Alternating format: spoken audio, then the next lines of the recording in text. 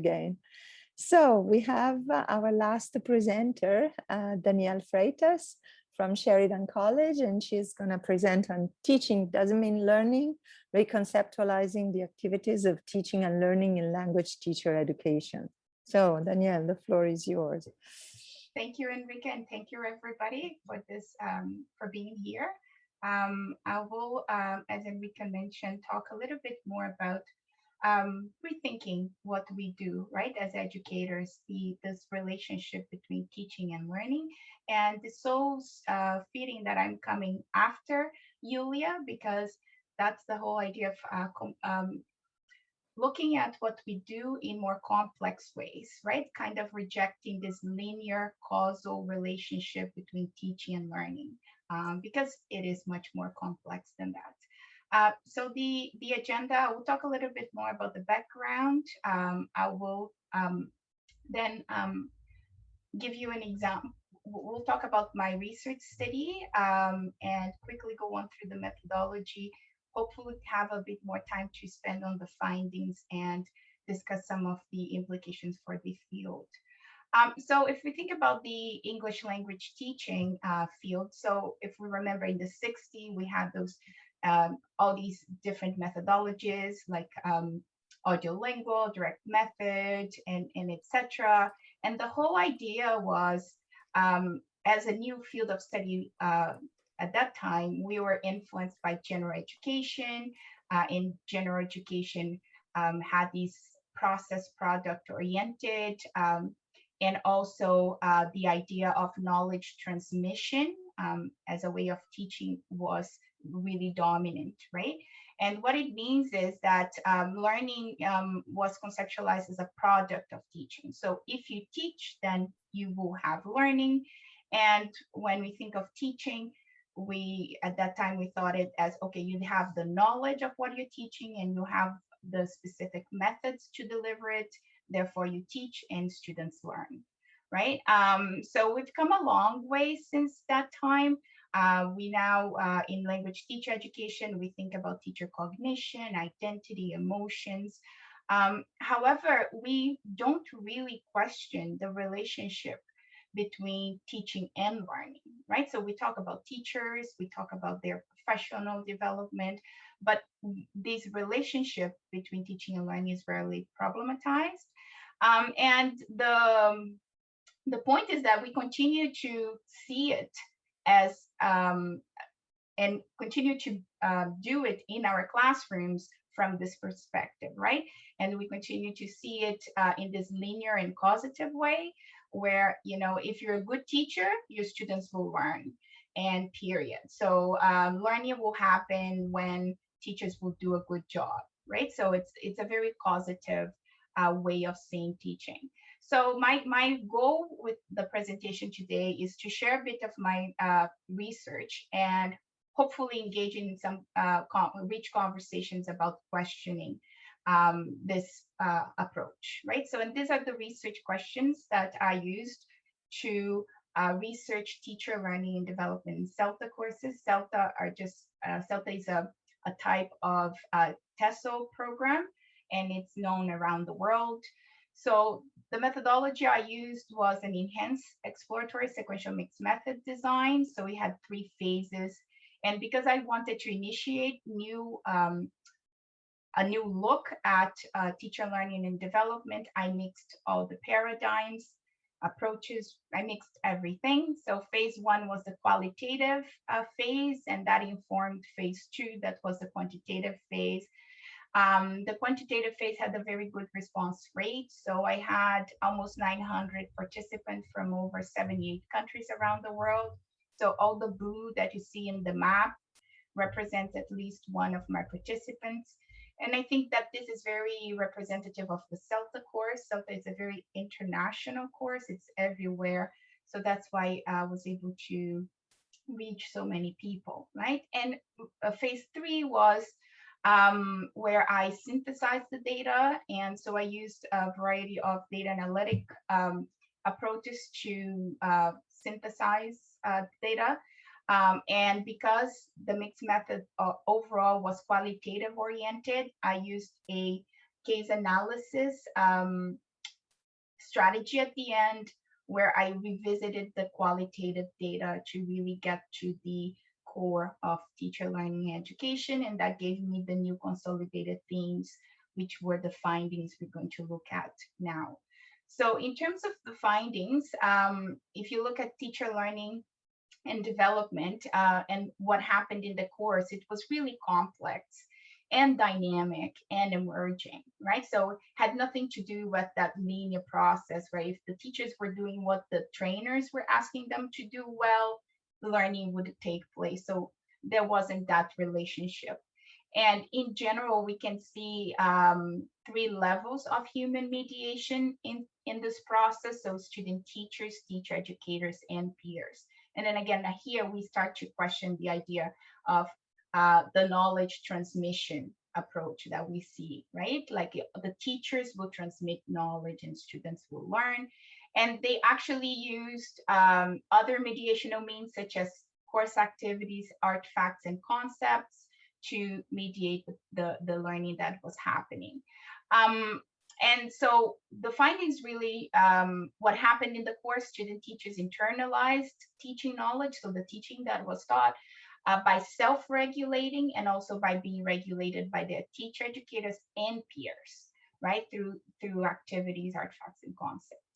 And they developed their pedagogical content knowledge. That's something interesting about the CELTA course, because they did have an opportunity to use their knowledge right away. So they were able to develop their pedagogical content knowledge by verbalizing, materializing, and teaching, like enacting what they learned through teaching practice and course activities. So, and while they were engaged in this process, what was very interesting is that they faced contradictions. And the contradictions were between the practices they were engaging in and how they themselves became aware, interpreted, and emotionally related to these practices. And when they were able to resolve these contradictions, they were also able to shift the way they interpreted their reality. And that was when they were able to shift that, that we could see the emergence, like just the emergence of newer aspects of their personality, which again contributed to the development of their teacher identity. So I'm going to show very quickly some examples here, and I'll start with Shannon. As usually, I won't have time to read and talk about all the quotations, but hopefully you will have time to look. Shannon was a very interesting student teacher, and she felt really strongly about the course. As you can see in her quote, that she thought that the course hijacked her life. So she had a terrible experience. As you can see that she said that her immune system was just being attacked every day, that she didn't even understand her feelings were being hurt. And so she had a terrible experience. But Shannon had been teaching English for 4 years before even taking the program. What happened that during the program, she failed one of her lessons, and she also had to submit an assignment. And so that was very clear that those events, like the failing and the resubmission, led her to question her identity. So, and here you can see that she's really questioning her life. Like, I'm not really sure I'm supposed to be doing. Like, how do I know when I should quit? How many times do I need to fail to really reevaluate my life? Right? So it was really deep, like a question of not only her identity, but what she should be doing as a person. And Robert was another participant, a very experienced person, but no background in teaching whatsoever. Overall, his experience were positive. And he was a very eager person, really wanted to learn. He had no problems with the assignments or the TPs, the teaching practices, and he was really trying again to learn. But he did have a breaking point, like Shannon. And what happened was that he was investing a lot of his time and effort, and he just couldn't see improvement, right? So, and that was a huge contradiction for him, because He was not sleeping. He was spending all this time, and his grades were not getting better. So, as a mature person, that did not make sense, and he just thought that maybe he should quit because that was just too much. So, the type of cognitive and emotional contradictions that we see in these two student teachers can be just summed up as what I have here. Shannon being a teacher for 4 years before taking the program, and then coming to the program and failing a lesson and resubmitting assignment. And by the way, she said that was a valedictorian. How come I have to submit an assignment? So she couldn't really understand how that was happening. That was a huge contradiction for her. And the same for Robert, in a sense that it's really the idea of how come I'm investing so much, I'm working so much, everything that I have done in my past, all these efforts that I have done, I have seen the results, and here I can't see the results. The important thing here is that Shannon did not have her contradictions resolved, but Robert did. And here I just wanted to give you an example of how he was able to shift the way he was experiencing the course. He was seeing the course, relating emotionally to the course, because of his teacher educator mediation. And as you can see from the quotation, he was saying, after talking to Jasmine, that was his teacher educator, he said, well, maybe I'm a little bit of a perfectionist. Maybe I'm just kind of doing okay. It's not that I'm not improving, but I'm like keeping on with what I'm doing. And in fact, I'm not like going down. I'm just kind of doing something good, right? I'm keeping my progress. So from the point of quitting, that he thought that he could not do anything, he kind of shift completely as a result of his teacher mediation. And by the way, he went after that, he went on to see the course differently and did really well. Thank you, Enrica. So based on that, they created a model to really focus on the teacher learning and development that takes place. And as you can see here, we have 3 levels of mediation. And what happens inside here is that students really develop their pedagogical content knowledge. And while doing so, they also face contradictions that they may resolve to develop as a teacher.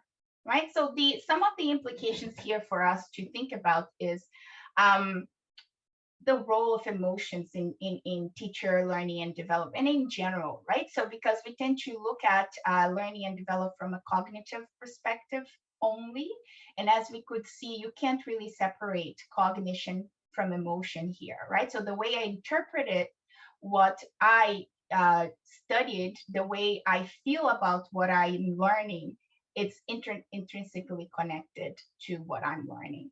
So, and also 2 other points that we really need to focus on is that this idea of the complexity of teacher learning and development.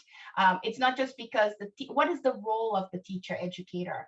Are you the beacon of knowledge that will impart knowledge to students, or are you there to mediate the learning?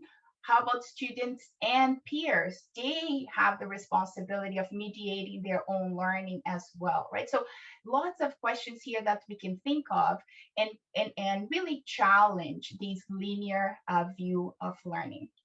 And that's it for me. Thank you very much.